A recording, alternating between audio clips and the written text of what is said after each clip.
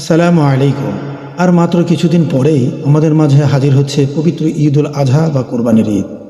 হাটে হাটে পশুর ডাক, উৎসবের আমেজ আর ত্যাগের এক মহিমান্বিত প্রস্তুতি।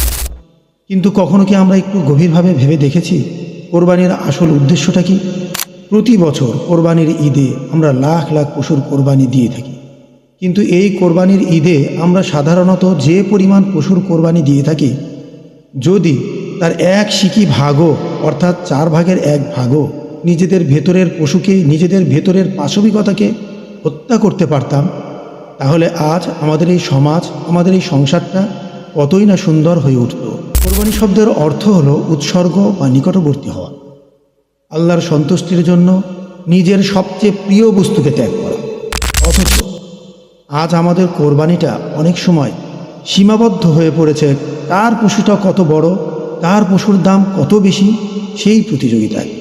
আমরা পশুর গলায় ছুরি চালাচ্ছি ঠিকই, কিন্তু আমাদের ভেতরের অহংকার, হিংসা, লোভ আর পরনিন্দার মতো যে ভয়ঙ্কর পশুগুলো লুকিয়ে আছে, সেগুলোকে আমরা দিব্যি পুষে রাখছি। পবিত্র কোরআনে আল্লাহ তাআলা খুব স্পষ্ট করে বলেছেন, লা ইয়ানালাল্লাহু লুহুমুহা ওয়ালা দিমাউহা ওয়ালাকিন ইয়ানালুহুত তাকওয়া মিনকুম। আল্লাহর কাছে পৌঁছায় না সেগুলোর গোশত এবং রক্ত, বরং তার কাছে পৌঁছায় আমাদের তাকওয়া। অর্থাৎ মহান আল্লাহর কাছে আমাদের পশুর সাইজ বা দামের কোনো গুরুত্বই নেই।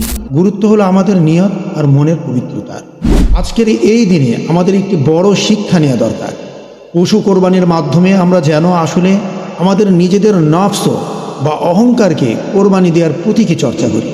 আমরা যখন পশুর রক্ত মাটিতে পড়তে দেখি, তখন আমাদের মনে হওয়া উচিত আমাদের ভেতরের অন্যায়, অবিচার আর নিষ্ঠুরতাও যেন এভাবে মাটির চাপা পড়ে যায়। কোরবানির আরেকটি বড় শিক্ষা হলো সহমর্মিতা। এই ঈদে আমাদের চারপাশে এমন অনেক মধ্যবিত্ত বা নিম্নবিত্ত পরিবার আছে যারা হয়তো লজ্জায় কারো কাছে হাত পাততে পারে না, কিন্তু সারা বছর চাতকের মতো চেয়ে থাকে এই একটা দিনের জন্য।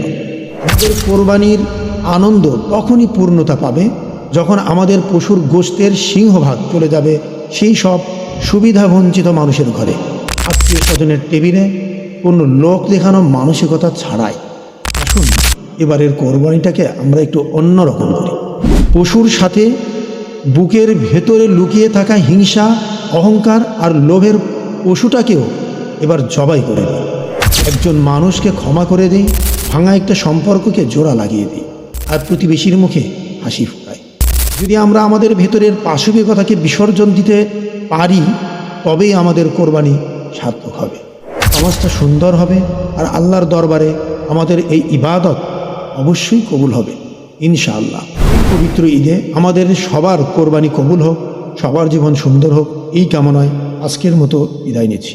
ইসলামের এমন সুন্দর যৌক্তিক ও জীবনমুখী বার্তাগুলো যদি আপনার মনকে স্পর্শ করে থাকে, তবে আমাদের এই নতুন পথ চলায় সাথে থাকতে পেজটি ফলো এবং চ্যানেলটি সাবস্ক্রাইব করে রাখতে পারেন। আপনার মূল্যবান মতামত কমেন্টে জানাবেন। আসসালামু আলাইকুম ওয়া রাহমাতুল্লাহ।